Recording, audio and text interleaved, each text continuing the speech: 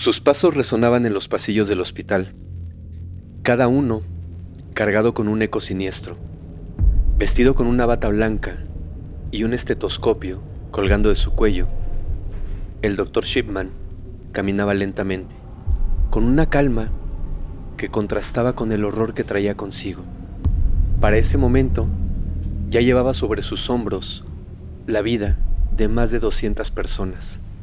Ahora, avanzaba con un propósito oscuro y único: encontrar a su próximo paciente. Bienvenidos a un nuevo capítulo de Historial Criminal. La policía de Manchester había desentrañado los oscuros secretos del Dr. Harold Shipman, quien más adelante sería conocido por el apodo del Doctor Muerte, un respetado médico de cabecera que durante muchos años había ocultado una serie de crímenes realmente inimaginables bajo una fachada de profesionalismo y confianza. Con el tiempo, la magnitud de sus actos quedó al descubierto. Se le atribuyeron al menos 218 muertes, aunque los investigadores sospechaban que el número real podría ser muchísimo mayor. Lo que hacía aún más perturbador el caso era la ausencia de los patrones clásicos que suelen acompañar los actos de un serial.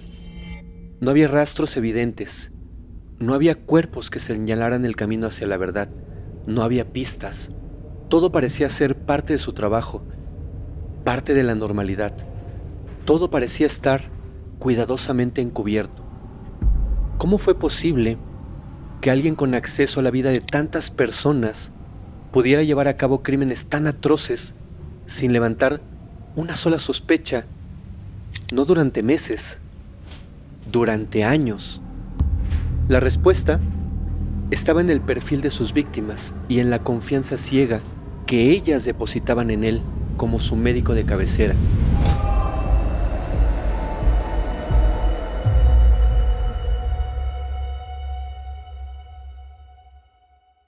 Harold Frederick Shipman nació el 14 de enero de 1946 en Nottingham, Inglaterra, como el segundo de 3 hijos de una familia trabajadora.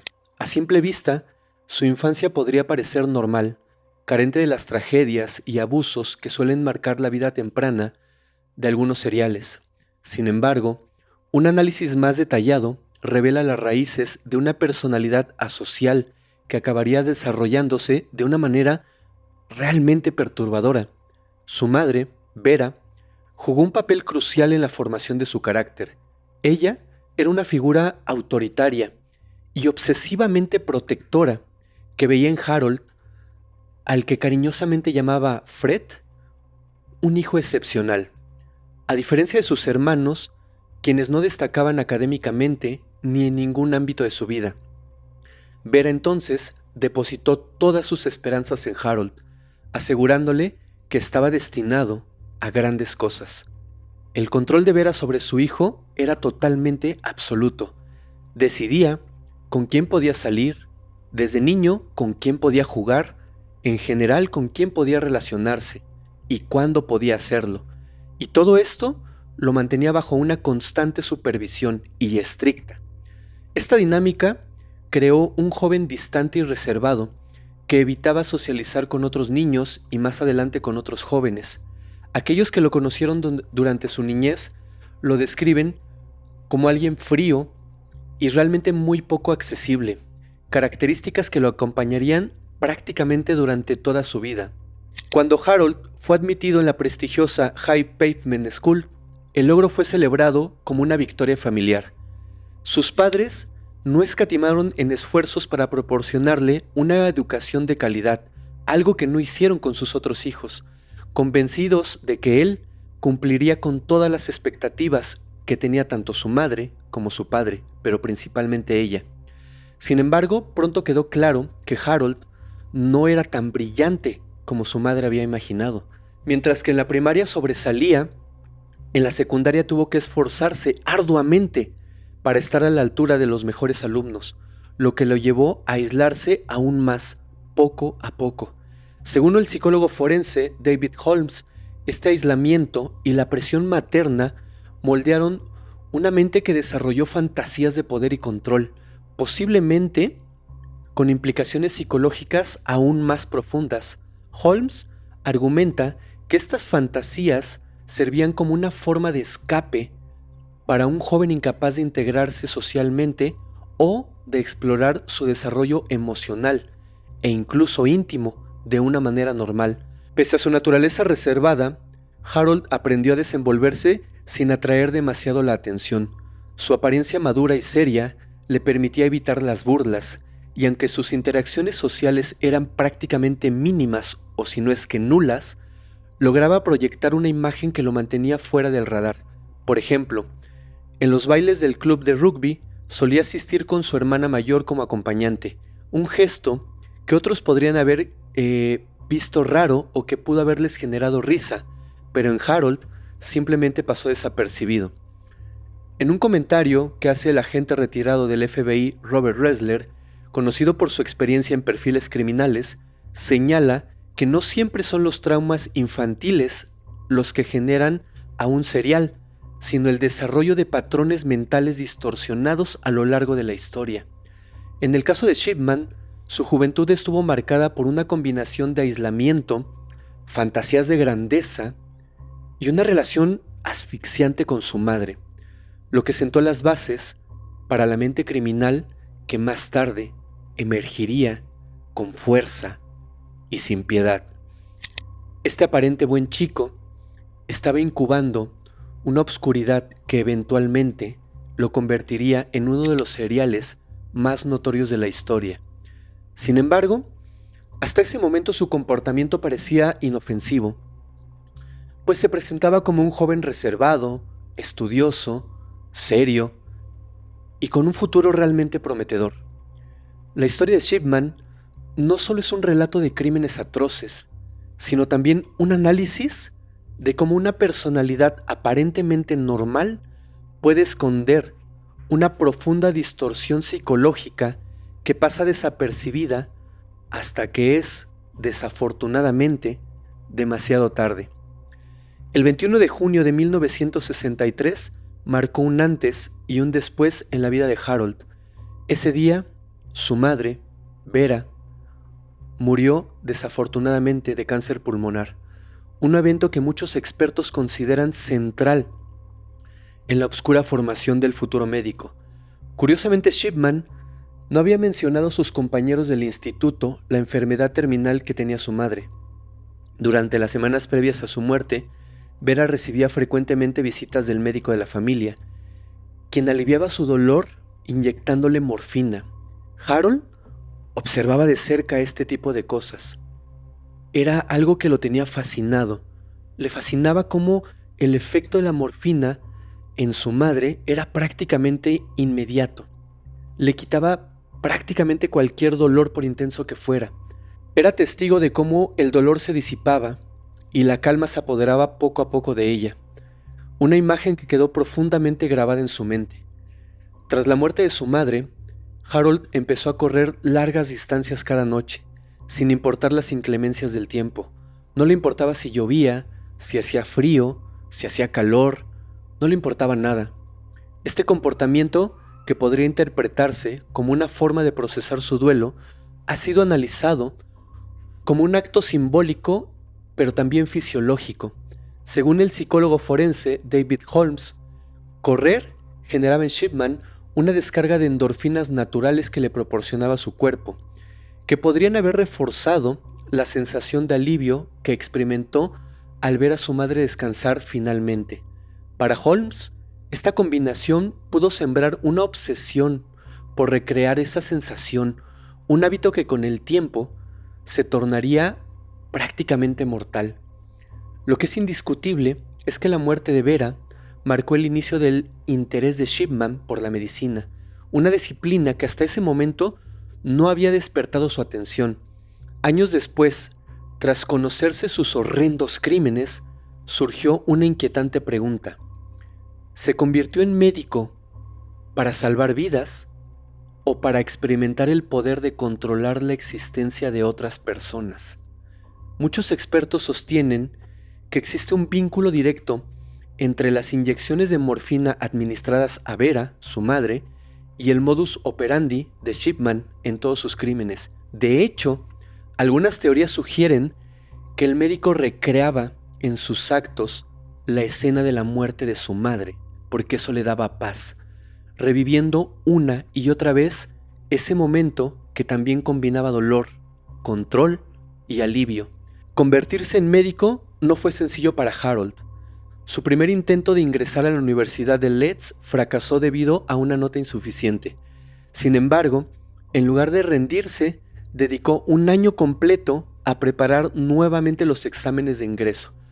Era indudable que la determinación que tenía era el motor que hacía que no se frenara en absolutamente nada que él quería. En 1965, con 19 años, logró finalmente ser aceptado. Ese logro fue el cumplimiento de un sueño que Vera había alimentado en él. El ascenso social y el reconocimiento, valores que su madre consideraba esenciales, estaban ahora presentes en su vida. Sin saberlo, el joven Shipman estaba dando el primer paso a un camino que lo llevaría no solo al reconocimiento, sino también a convertirse en uno de los seriales más prolíficos de la historia. A finales de los años 60, en septiembre de 1965, Shipman comenzó su travesía en la Universidad de Leeds, donde se inscribió para estudiar medicina. Pasó 5 años dedicados a su formación académica, pero su vida no solo giró en torno a los estudios. En el transporte diario que lo llevaba a la universidad, conoció a una joven llamada Primrose Oxtoby. Ella provenía de un hogar severo, pero también estructurado. Su vida académica se había interrumpido a los 15 años de edad. En aquel momento estaba a punto de terminar un curso de arte y diseño. Aunque compartían una naturaleza reservada, la interacción o la poca interacción que hubo entre ellos dio como fruto una relación que surgió y pronto comenzó a avanzar rápidamente. Primrose quedó embarazada y en menos de 6 meses la pareja contrajo matrimonio en una ceremonia civil. Mientras tanto, Shipman completó su licenciatura en el año de 1970 y luego continuó su formación como residente en un hospital de Yorkshire. Después de un año de prácticas, obtuvo su título oficial que le permitió comenzar a ejercer la medicina. Durante su estancia en el hospital adquirió 2 diplomas adicionales, uno en salud infantil en el año de 1972 y otro en obstetricia y ginecología en sus últimos años de estudio. Sin embargo, lo que parecía ser el inicio de una prometedora carrera, pronto se tornó en obscuridad. En investigaciones posteriores, se descubrió que su primer acto contra una persona probablemente ocurrió durante ese periodo de prácticas. Una madre de una niña de 4 años, con parálisis cerebral y pulmonía, pidió a Shipman que cuidara a su hija solamente unos momentos, un momento, mientras ella tomaba un breve descanso. Lo que se creía una solicitud de ayuda fue malinterpretado por el médico, quien, contrario a cuidarla, administró una dosis letal de morfina en la niña, lo que resultó en su deceso. Antes de que su madre regresara, la niña ya había perdido la vida. Con el paso del tiempo, Shipman se estableció con su familia en Todmorden, un pequeño pueblo en el norte de Yorkshire. En 1974, debido esto a su necesidad de mejorar sus ingresos, ahí comenzó a trabajar como socio en el Abraham Homerdol Medical. Esta nueva etapa trajo consigo un cambio notable en su personalidad. Dejó atrás su carácter serio para convertirse en una figura carismática y apreciada por toda la comunidad, destacando especialmente por su habilidad para implementar un sistema de calificación moderna de datos médicos en el centro. Sin embargo, este nuevo rol no estuvo exento de conflictos. A pesar de ser muy respetado entre todos los pacientes, muchos colegas comenzaron a cuestionar su actitud autoritaria y su negativa a delegar tareas. Él quería hacer prácticamente todo, como por ejemplo la administración de inyecciones o la realización de análisis médicos. Pronto quedó claro que su deseo de control sobre todos los aspectos de la atención a sus pacientes era más profundo de lo que parecía. Se descubrió que Shipman no solo buscaba control sobre el tratamiento médico, sino que utilizaba esa autoridad para ocultar sus propios motivos personales, pero también oscuros. La investigación oficial, llevada a cabo en el año 2001 por la jueza Jane Smith, concluyó que muchos de los pacientes fallecidos en el Medical Center muy probablemente, fueron víctimas de Shipman. Su modus operandi se reveló como frío y meticuloso, ejecutando a pacientes uno tras otro. Algunos de ellos que cayeron en sus manos fue Lily Crossley, Robert Henry, Elizabeth Pierce, Jane Rothwell, Eva Lyons y muchos otros más. Tres de ellos fallecieron en un mismo día, el 21 de enero de 1975, en un periodo de tiempo sorprendentemente corto. Estos 3 pacientes habían sido atendidos por él el mismo día. Algo que empezó a levantar las primeras sospechas sobre él. Aunque algunos de estos pacientes padecían enfermedades terminales, sus decesos en tan corto lapso de tiempo comenzaron a parecer sospechosos. En lugar de tratar de aliviar el sufrimiento de sus pacientes a través de la eutanasia, como algunos supusieron, Shipman los utilizaba para administrarles grandes dosis de petidina, un potente analgésico al que se había vuelto incluso él adicto. Cuando las personas morían, Shipman ofrecía a las familias su ayuda para deshacerse de los medicamentos sobrantes, lo que alimentaba aún más su adicción. La necesidad de mantener su suministro constante de esta sustancia lo llevó a buscar otras maneras de conseguirla. Además de recolectar medicamentos sobrantes, Shipman ofrecía a sus colegas destruir medicamentos caducos y además restablecer los suministros del botiquín, asegurándose de que nunca le faltara la sustancia necesaria para continuar con su peligrosa adicción. En febrero de 1975, la Brigada de Estupefacientes de Yorkshire comenzó a sospechar acerca de las grandes cantidades de petidina que Harold Shipman había estado solicitando en las farmacias locales. Ante la inquietud, los oficiales se comunicaron con los farmacéuticos, quienes en principio defendieron al médico, asegurando que no había nada irregular en sus peticiones.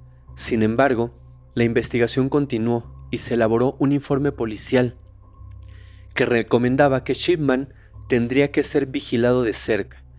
Aunque la policía no logró encontrar pruebas claras acerca de estas actividades ilegales, al menos en ese momento, las señales de alarma ya estaban encendidas. A medida que pasaban los meses, Shipman comenzó a mostrar signos evidentes de deterioro, esto debido a su creciente dependencia a esta sustancia. Colapsos repentinos, mareos y episodios extraños le dificultaron continuar con su vida cotidiana, al punto de que ya no podía conducir sin poner en peligro su propia vida. No obstante, la adicción no lo detuvo en su trabajo. Continuó ejerciendo la medicina con la misma intensidad que antes, contando con la ayuda de su esposa, quien lo acompañaba al consultorio y se encargaba de ser su chofer para que pudiera seguir visitando a sus pacientes, según él, más vulnerables, aquellos de edad avanzada o con enfermedades terminales ya muy graves. Los colegas del consultorio comenzaron a notar un comportamiento extraño en Shipman, describiéndolo como frenético y con una energía errática que parecía no tener fin. Fue en este contexto cuando sus propios compañeros descubrieron que Shipman había estado falsificando recetas para obtener petidina para su uso personal. Al principio, los socios trataron de manejar la situación internamente, pero al descubrir la magnitud de su adicción, decidieron alertar a las autoridades. Cuando se enfrentaron al médico, este no intentó negar ninguno de los hechos. En un giro inesperado, Shipman confesó que estaba consumiendo las sustancias y les pidió ayuda, incluso para seguir obteniéndolas, justificando su comportamiento con una declaración insólita. No se puede recetar a un paciente nada que no haya probado uno mismo. Los miembros del consultorio, aunque sorprendidos por su honestidad, se negaron a cooperar y decidieron no facilitarle más medicamentos. Ante esta negativa, Shipman reconoció con furia su fracaso y presentó su dimisión de manera inmediata, lo que marcó el comienzo de una serie de eventos que cambiarían totalmente el curso de su vida. Entre septiembre y diciembre del año de 1975, Shipman fue internado en un hospital privado de York, donde recibió tratamiento para su adicción. Tras pasar por un proceso de rehabilitación, el diagnóstico que se le otorgó fue el de tendencias depresivas, y se recomendó que siguiera un tratamiento psicológico continuo para así poder controlar sus problemas emocionales. Un año después, en el año de 1976, Shipman fue llevado a juicio por fraude relacionado con recetas médicas y con delitos relacionados con sustancias. Fue declarado culpable y fue condenado a pagar una multa de 600 libras, una sanción que a ojos del sistema legal parecía suficiente para así poder dar su reinserción a la sociedad. A pesar de la gravedad de los cargos y el evidente riesgo de su adicción, el Consejo Médico General no le retiró la licencia para ejercer la medicina, ni tampoco se le prohibió el acceso a los narcóticos, considerando los informes psiquiátricos favorables y la investigación policial que no halló pruebas directas de que sus pacientes hubieran sufrido daño físico debido a su abuso de sustancias. Sin embargo, lo que no sabían en ese momento era lo mucho que subestimaron la peligrosidad de Shipman. La conclusión de que no había causado ningún daño a sus pacientes se revelaría como un terrible error más adelante. A pesar de su escandalosa rehabilitación, Shipman no tardó en encontrar otro lugar para reiniciar su carrera médica. Un nuevo destino lo esperaba, y con ello, la posibilidad de continuar su oscuro camino, ya más cerca de su verdadera naturaleza. En el año de 1977, después de haber dejado tras de sí su polémico pasado, Harold Shipman vio una oportunidad para redimir su carrera médica.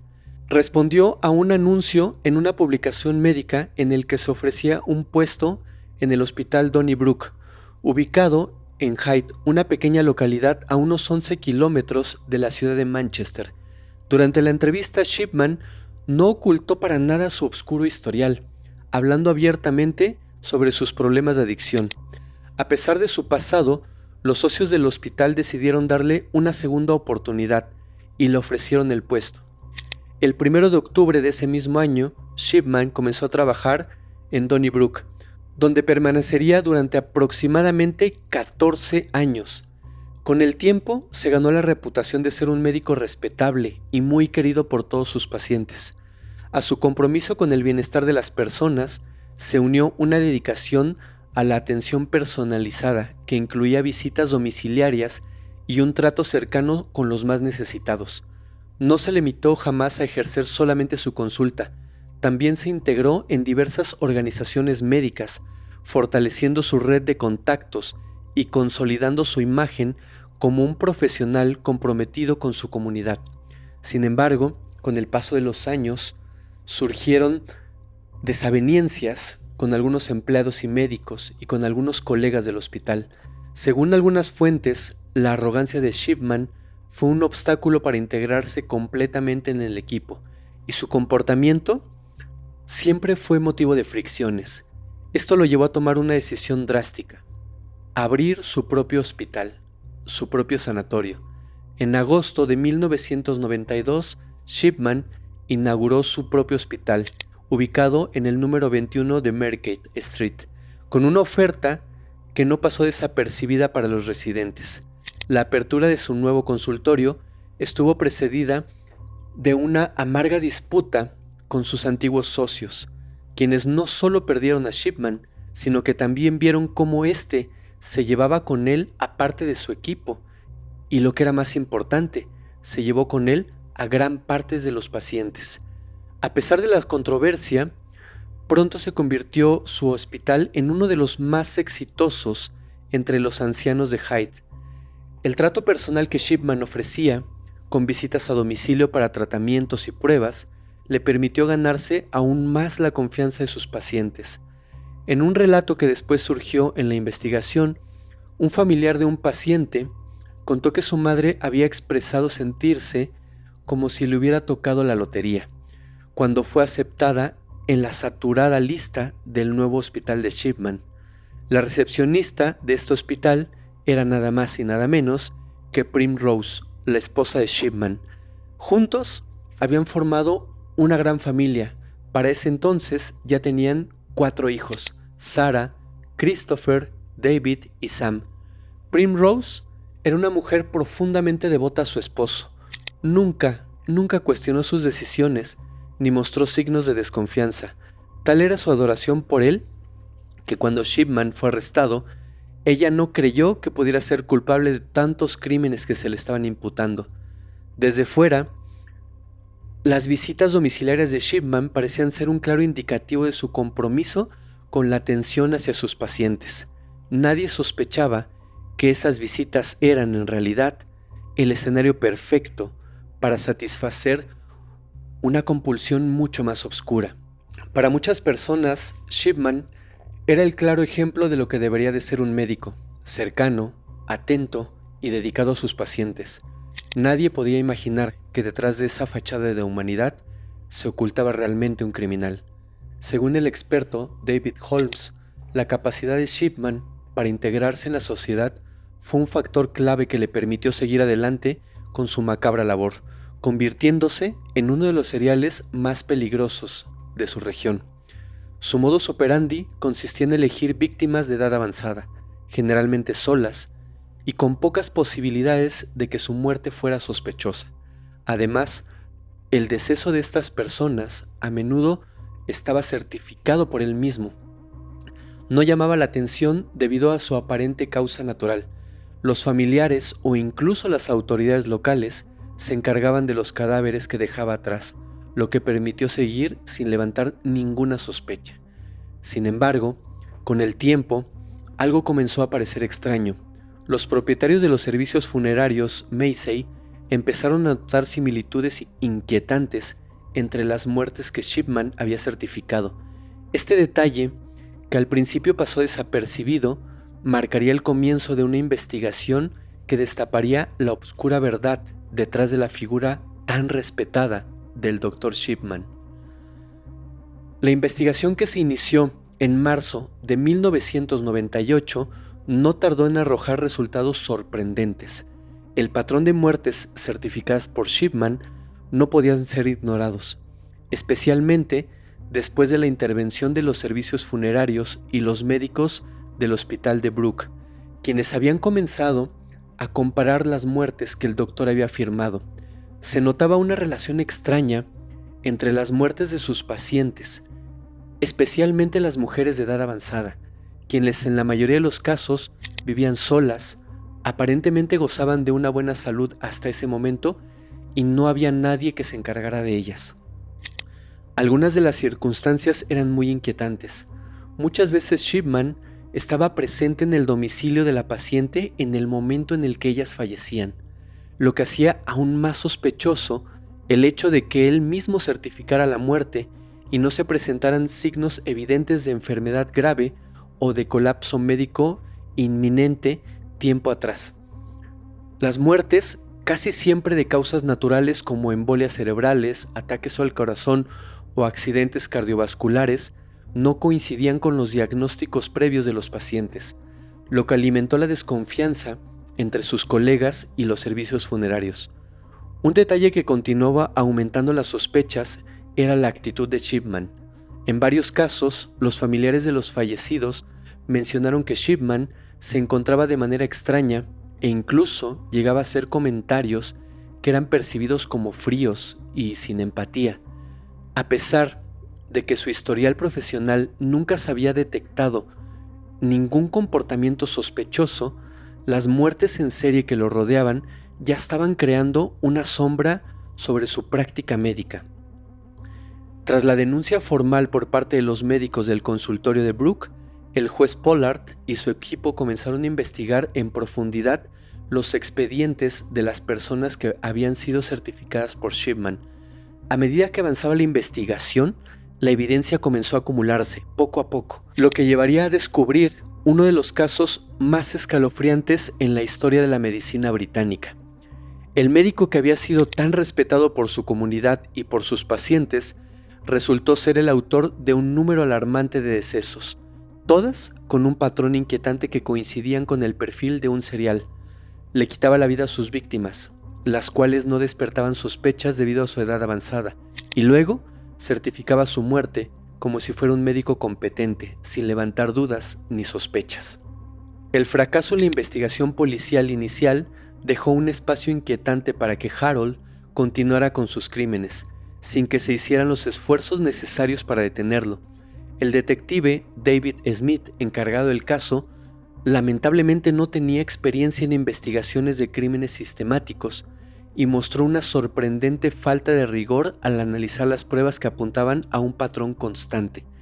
En lugar de profundizar en los detalles y las inconsistencias, como la relación entre Shipman y las víctimas o las consecuencias inusuales de las muertes, Smith se mostró más preocupado por no causar molestias innecesarias a las familias de los fallecidos. El informe de la juez Jane Smith, quien analizó las investigaciones posteriores, detalló los graves errores cometidos por el detective. Entre las omisiones más graves se encontraba la falta de atención al hecho de que la mayoría de los cuerpos de las víctimas ya habían sido incinerados, lo que imposibilitaba totalmente realizar autopsias, algo crucial para determinar la causa real del deceso de una persona. Además, la diferencia en las tasas de mortalidad entre los pacientes de Shipman y otros médicos no fue considerada, lo que podría haber levantado sospechas, evidentemente, a pesar de las preocupaciones de la doctora Linda Reynolds, quien había alertado sobre la cantidad inusual de solicitudes de certificados de cremación. Smith no tomó medidas para investigar a fondo.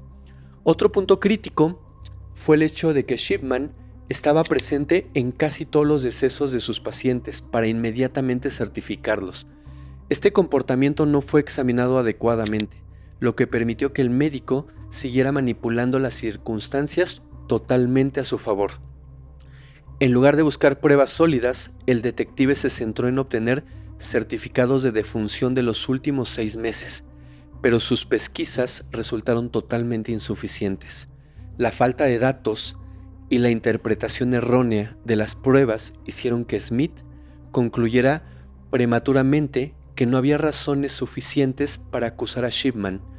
La investigación también reveló el respeto y la admiración que muchas autoridades sanitarias sentían por Shipman, lo que dificultó que se considerara la posibilidad de que estuviera cometiendo algunos crímenes.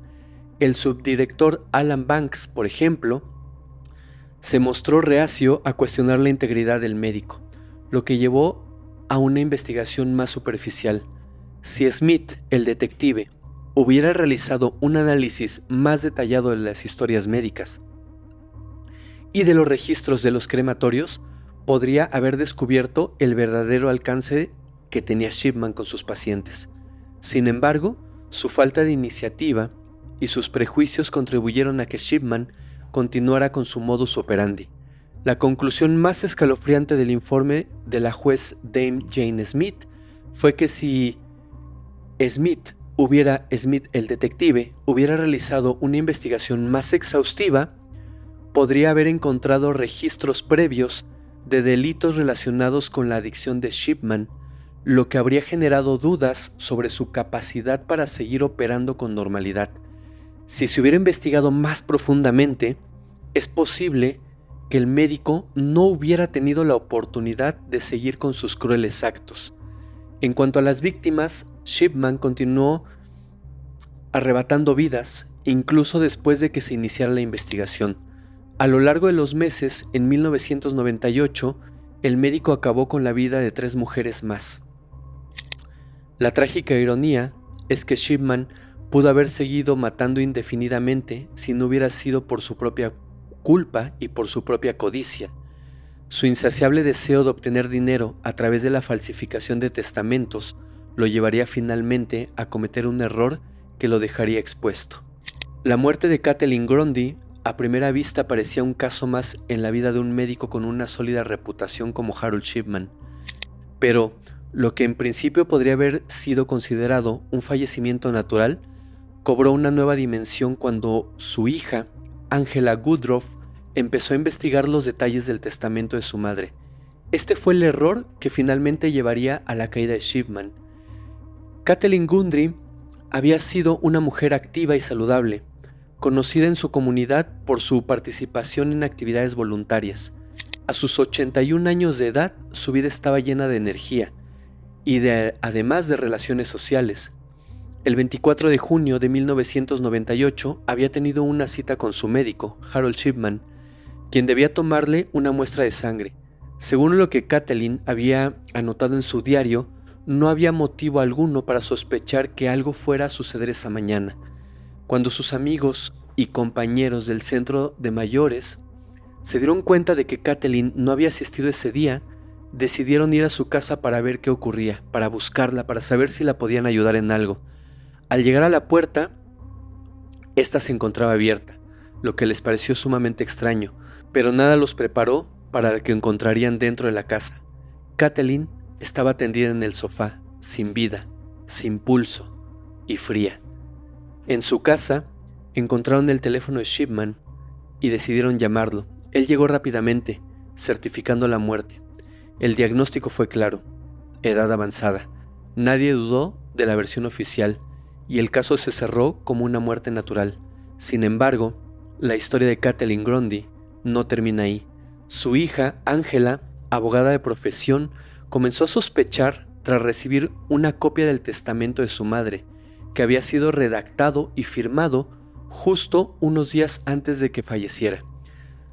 Como conocedora de los asuntos legales de su madre, Angela inmediatamente notó algo muy extraño. El testamento dejaba todas las propiedades de Kathleen, incluida una casa valorada en más de 300,000 libras, a Harold Shipman. Lo más desconcertante era que el testamento no mencionaba una segunda propiedad que también pertenecía a su madre.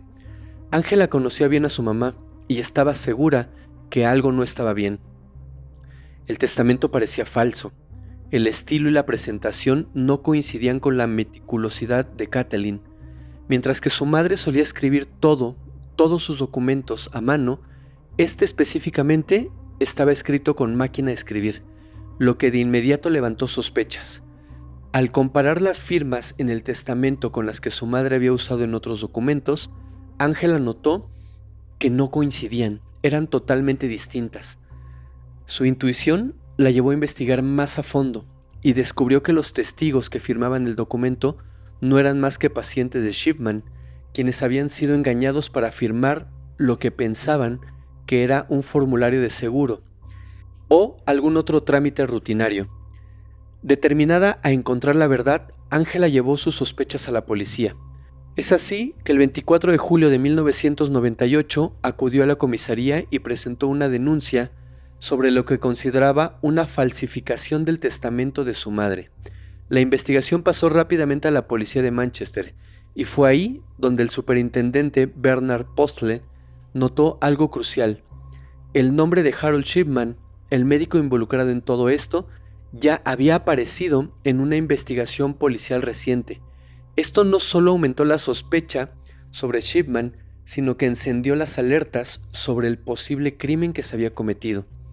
El error que cometió Shipman al involucrarse en la falsificación del testamento de Kathleen Grundy sería lo que finalmente desvelaría su oscuro secreto. La investigación policial se intensificó rápidamente después de que la hija de Kathleen, Angela, hiciera sus sospechas públicas. El 1 de agosto de 1998 se exhumó el cuerpo de la anciana, un paso crucial para obtener más pruebas que confirmaran la causa de su deceso. El mismo día, la policía registró tanto el hospital como el domicilio de Harold Shipman, donde se incautaron historiales médicos, el ordenador de todas las consultas y, lo más relevante, una máquina de escribir. Las pruebas que surgieron pronto apuntaron en una sola dirección, una dirección clara. La máquina de escribir confiscada había sido utilizada para redactar el testamento de Kathleen, lo que confirmaba las sospechas de que el documento había sido totalmente falsificado. Durante el interrogatorio, Shipman adoptó una actitud arrogante y evasiva, asegurando que la fallecida le había pedido la máquina de escribir, pero no recordaba cuándo, ni cómo, ni para qué. Además, las huellas dactilares de Shipman estaban en todo el documento, pero no se encontró una sola huella de Kathleen Grundy en ninguna parte del documento, lo que dejaba en evidencia que ella no había participado ni en su redacción ni en la firma del documento. Mientras tanto, Shipman continuó con su práctica médica, mostrando una sorprendente calma e incluso haciendo bromas sobre la situación. Esto no hizo más que aumentar las sospechas sobre su culpabilidad. La policía, por su parte, no se detuvo. La siguiente línea de investigación fue la muestra de sangre que Shipman supuestamente había tomado de su paciente antes de su fallecimiento. Pero ni la muestra fue enviada al laboratorio ni apareció en su expediente, lo que reforzaba la idea de que Shipman había mentido acerca de su intervención en la casa de Kathleen. El giro crucial llegó con los resultados de las pruebas toxicológicas. La autopsia reveló que Kathleen había sido inyectada con diamorfina, una sustancia altamente peligrosa que no estaba indicada para una mujer de su edad y mucho menos para la salud que tenía. En ese momento, los investigadores ya conocían el historial de Shipman, incluido su consumo de narcóticos. La causa de la muerte quedó clara: una inyección letal de morfina administrada por Shipman. El 7 de septiembre de 1998, Shipman fue arrestado bajo la acusación de asesinato y además falsificación de documentos públicos. Durante el interrogatorio se mostró sorprendentemente sereno y confiado, incluso sugiriendo que pronto lo dejarían en libertad. En su defensa, argumentó que la presencia de morfina en el cuerpo de Kathleen se debía a que ella era una adicta de larga duración, una explicación que el juez descalificó rotundamente, calificándola de absurda y ridícula. Este comentario se convirtió en una de las frases más recordadas del caso. Mientras tanto, el superintendente Bernard Postles, tras observar la relación entre la muerte de Kathleen y otros casos sospechosos, ordenó ampliar la investigación. Desde septiembre hasta diciembre de 1998 se exhumaron los cuerpos de varias víctimas. Entre ellas estaba Joan Melia, Wilfred Mellor, Bianca Pomfret, Mary Quinn y Jean Leslie. En todos estos casos se encontraron rastros de morfina, lo que indicaba que Shipman había administrado dosis letales a estas personas de manera totalmente arbitraria. A medida que avanzaba la investigación, las acusaciones contra él se empezaban a multiplicar una tras otra. En febrero de 1999, las autoridades añadieron nuevas acusaciones que incluían al menos a 6 personas más, cuyas muertes, aunque no podían ser confirmadas con pruebas toxicológicas debido a la incineración de los cuerpos, también presentaban patrones que indicaban que fueron asesinadas por Shipman. Harold, conocido como el Doctor Muerte, había causado la muerte de al menos hasta ese momento 15 personas, aunque se sospechaba que el número real de sus víctimas era muchísimo mayor. Las investigaciones continuaron, desvelando la magnitud de todos los crímenes que traía tras de sí.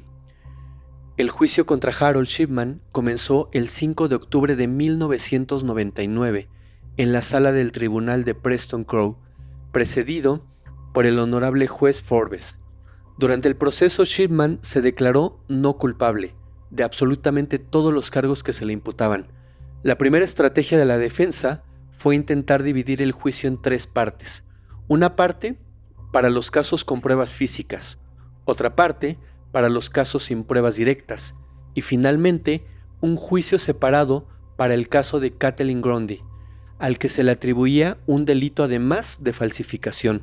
Sin embargo, el juez decidió que todos los casos se juzgaran juntos, incluyendo los 15 decesos y el delito de falsificación de documentos públicos relacionado con el testamento de la señora Grundy. A lo largo del juicio, la defensa de Shipman se centró en demostrar que los decesos de las víctimas se podían explicar por dolencias médicas que ya fueran latentes en el pasado de estas personas, argumentando que las anotaciones en los historiales médicos de las pacientes durante los años anteriores respaldaban esta teoría. Además, insistieron en que no existía testigo alguno que pudiera confirmar una actuación criminal por parte de Shipman. Sin embargo, la fiscalía presentó una prueba irrefutable que demostró la manipulación de los historiales médicos y de las víctimas. Se descubrió que el disco duro del ordenador de Shipman había registrado las fechas en las que el médico había realizado entradas de los historiales, pero estas fechas, aunque aparecían como anteriores a las muertes o a los decesos de estas personas, en realidad habían sido modificadas posteriormente, lo que desmentía completamente su coartada.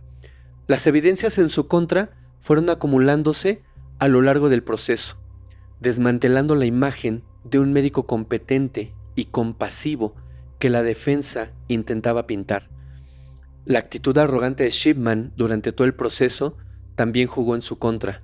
A pesar de que se le confrontaba con las mentiras que había dicho a los familiares de las víctimas y a los agentes de policía, él permaneció totalmente indiferente, sin mostrar arrepentimiento o emoción alguna. Para la fiscalía, el caso era claro: estaban juzgando a un serial, que no solo había quitado la vida de sus pacientes, sino que había violado el código ético de la medicina, sin mostrar ni un ápice de compasión. Se destacó un patrón común en todos los crímenes de Shipman. Las víctimas eran mujeres, en su mayoría solteras, que no padecían enfermedades al momento de su fallecimiento y cuyas familias desconocían las condiciones médicas que Shipman alegaba en sus historiales. Además, nunca se había llamado a los servicios de emergencia como el médico afirmó que lo había hecho, y en ningún caso había intentado reanimar a las personas, a pesar de haber estado presente en todos los casos de deceso, o en la gran mayoría al menos. La prueba definitiva llegó con el testimonio del patólogo forense, quien reveló que en todos los cuerpos exhumados se encontraron cantidades enormes de morfina, lo que confirmaba que las muertes habían sido causadas por inyecciones letales de esta sustancia. Finalmente, el 31 de enero del año 2000, Harold Shipman fue declarado culpable de todos los cargos, condenado a 15 cadenas perpetuas consecutivas, además de una condena de 4 años adicionales por falsificación de documentos públicos. El 11 de febrero fue expulsado del Colegio Médico Británico, poniendo fin a su carrera profesional. El juez Forbes concluyó el juicio con unas palabras impactantes: ninguna de sus víctimas supo que realmente usted las estaba conduciendo a la muerte. Una muerte disfrazada con la apariencia de la cariñosa atención de un buen doctor. Sin embargo, a pesar de la condena, el caso de Shipman estaba lejos de concluir, ya que nuevas investigaciones y pruebas seguirían surgiendo, revelando más sobre la magnitud de sus crueles actos. La larga y sombría carrera del Dr. Harold Shipman, conocido como el Doctor Muerte, provocó una ola de alarma social que desembocó en una exhaustiva auditoría clínica encabezada por el catedrático Richard Baker de la Universidad de Leicester. Tras un análisis detallado, Baker estimó que el número de muertes atribuibles a Shipman ascendía al menos, escuchen esto, al menos a más de 236 personas. Este alarmante descubrimiento llevó al gobierno británico a reconocer que era necesario conocer toda la verdad detrás de estos actos. En el año 2001, el secretario de Estado para la Salud encargó una investigación oficial sobre el caso Shipman a la honorable juez del Tribunal Supremo, Jane Smith. El objetivo de la investigación era evaluar la magnitud de las actividades criminales de Shipman, identificar posibles responsabilidades de las autoridades implicadas y recomendar medidas para mejorar la protección de los pacientes en un futuro y que este caso no se fuera a repetir. El resultado de esta exhaustiva investigación fue la confirmación de que al menos 218 pacientes perecieron a manos de Shipman. Las conclusiones fueron recogidas en 6 informes detallados, con el último de ellos publicado en enero del año 2005. Shipman nunca admitió sus crímenes ni colaboró con las investigaciones oficiales, lo que dejó muchas preguntas sin respuestas sobre sus motivos y el alcance de sus actos. La historia de Shipman llegó a un trágico final el 13 de enero del año 2004, cuando, en la madrugada previa a su cumpleaños número 58, se quitó la vida en su celda, en la prisión donde estaba encerrado. Se cree que lo hizo en un último intento por asegurar que su viuda, Primrose, pudiera cobrar la pensión del Servicio Nacional de Salud que le correspondía si él moría antes de los 60 años. Este acto de desesperación añadió una capa más de obscuridad a su ya inquietante historial. Por su parte, Primrose nunca ha reconocido la culpabilidad de su esposo. A lo largo de los años se ha mantenido en silencio sobre las motivaciones que llevaron a Harold a cometer tales actos. Además, jamás ha demostrado arrepentimiento, ni ha pedido perdón a las familias de las víctimas, lo que ha sumado aún más dolor y frustración a quienes sufrieron la pérdida de sus seres queridos a manos del Dr. Shipman. Como parte del proceso de sanación para las víctimas y sus familiares, en julio del año 2005 se inauguró el Jardín de la Tranquilidad en Hyde Park, en Londres, en memoria de los fallecidos. Este jardín, aunque símbolo de recuerdo, no puede mitigar el sufrimiento de quienes perdieron a sus seres queridos, pero es el único consuelo tangible que les queda en manos.